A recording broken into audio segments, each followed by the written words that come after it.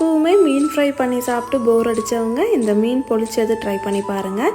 நான் இதுக்கு அயிலை மீன் தான் எடுத்திருக்கேன். உங்களுக்கு வாவல் மீன் கிடச்சிச்சின்னா அதில் ட்ரை பண்ணுங்கள்.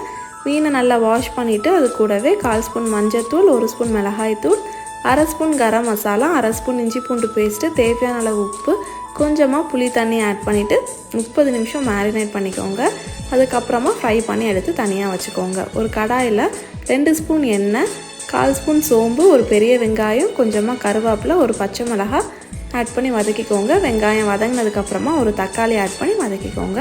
இது கூடவே 1/4 ஸ்பூன் மஞ்சள்தூள், 1/2 ஸ்பூன் மிளகாய்த்தூள், 1/2 ஸ்பூன் கரம் மசாலா, தேவையான அளவு உப்பு ஆட் பண்ணிவிட்டு நல்லா மிக்ஸ் பண்ணிக்கோங்க. நான் இதில் இன்றைக்கி தேங்காய் பால் ஆட் பண்ணாமல் தான் பண்ணுறேன். வாழை இலையை லைட்டாக தீயில வாட்டி எடுத்துகிட்டு நம்ம ரெடி பண்ணி வச்சுருக்க மசாலாவை மீன் ஃபுல்லாகவே அப்ளை பண்ணிக்கோங்க. இதை க்ளோஸ் பண்ணிவிட்டு தேங்காய் எண்ணெயில் ஒரு 5 நிமிஷம் ஃப்ரை பண்ணி எடுத்திங்கன்னா மீன் பொரிச்சது மணக்க ரெடி ஆயிரும்.